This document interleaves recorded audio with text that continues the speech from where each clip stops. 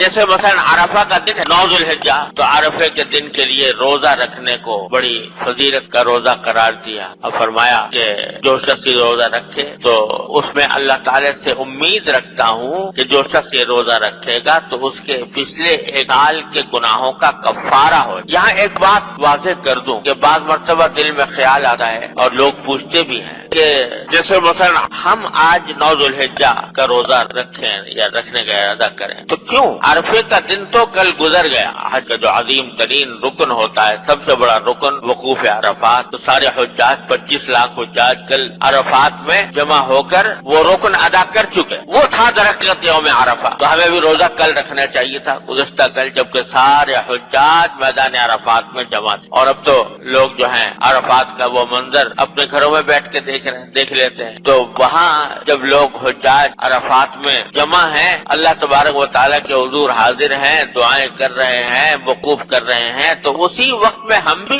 عرفہ یوم عرفہ منا کر اور یہاں پر بھی روزہ اسی دن رکھیں۔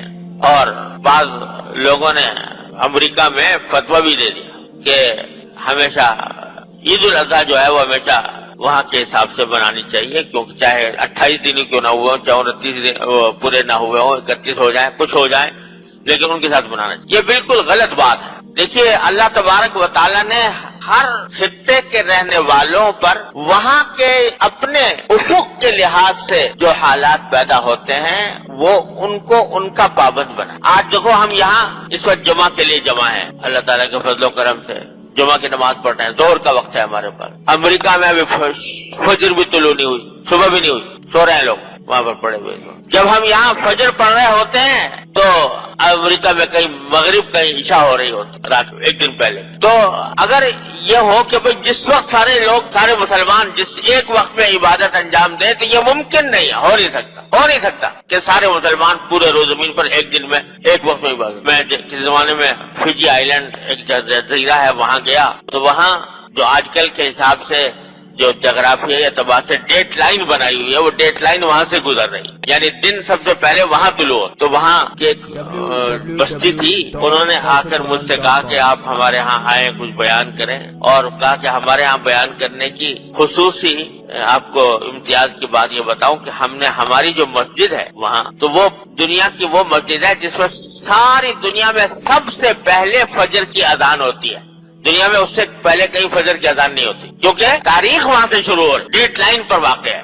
تو واقعہ ہے، اب وہاں گئے، ظہر کی نماز وہاں پر پڑھی، لیکن جس وقت ہم ظہر کی نماز وہاں پڑھ رہے تھے، جس وقت وہاں ظہر کے پڑھ رہے تھے، اس وقت یہاں پر پچھلے دن کی عشاء ہو رہی تھی۔ تو اس لیے یہ سمجھنا کہ ساری عبادتیں تمام روئے زمین کے اوپر سارے مسلمان ایک ہی وقت میں، ایک ہی لمحے میں، ایک ہی دن میں انجام دیں، یہ ممکن نہیں، یہ ہو نہیں سکتا۔ یہاں دن ہے وہاں رات ہے، یہاں رات ہے وہاں دن ہے، لہذا شریعت نے آسان کر دیا معاملہ۔ آپ کو حساب کتاب لگانے کی ضرورت نہیں کہ بھائی سعودی عرب میں اس وقت کیا ٹائم ہوا ہوگا، لہذا اس کے حساب سے ہم سعودی عرب کے حساب سے یہاں پر ظہر پڑھیں یا عصر پڑھیں یا مغرب پڑھیں، کوئی حساب کتاب لگانے کی ضرورت۔ تم اپنے افق پر دیکھو، تمہارے افق پر کیا پوزیشن ہے، جو افق پر تمہارے پوزیشن ہے اس کے مطابق تم اپنی عبادتیں انجام دے لو۔ تم نے چاند دیکھا؟ نہیں دیکھا، ٹھیک ہے، نہیں، تمہارے اوپر مکلف نہیں ہو، ایک دن بات کرنا۔ تمہارے ابھی دیکھا کہ تمہارے یہاں فجر طلوع ہو گئی، بس نماز پڑھ لو، یہ نہ تمہیں حساب لگانے کی ضرورت نہیں کہ سعودی عرب میں بھی طلوع ہوئی کہ نہیں ہوئی،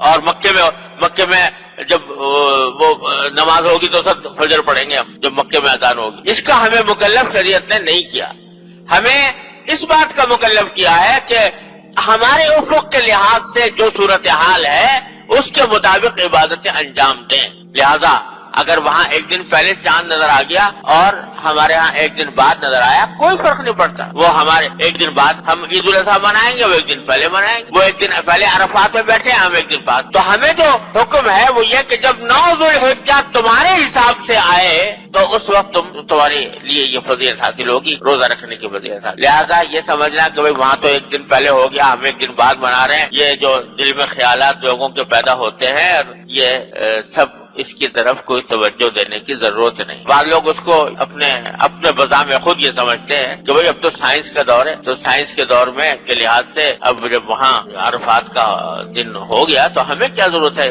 ہمیں بھی اسی کے ساتھ کر دینا چاہیے. کیونکہ ارے سائنس کی بات نہیں، سائنس کی الٹی کی بات. اس لیے کہ اگر سائنس کا تقاضا یہ ہے کہ ہر جگہ ہر علاقے میں وہاں کے حساب کا اعتبار ہوتا ہے، وہاں کا افق دیکھا جاتا ہے، وہاں سورج کس پوزیشن میں وہ دیکھا جاتا ہے، وہاں چاند کس پوزیشن میں وہ دیکھا جاتا ہے، وہاں دن ہے یا رات ہے یہ دیکھا جاتا ہے. تو سب کو مکہ مکرمہ کے اور مدینہ طیبہ کے تابع نہیں کیا جا سکتا. نہ ممکن ہے، نہ عملاً ممکن ہے، نہ عقلاً ممکن. لہذا اس میں سب کو شبہ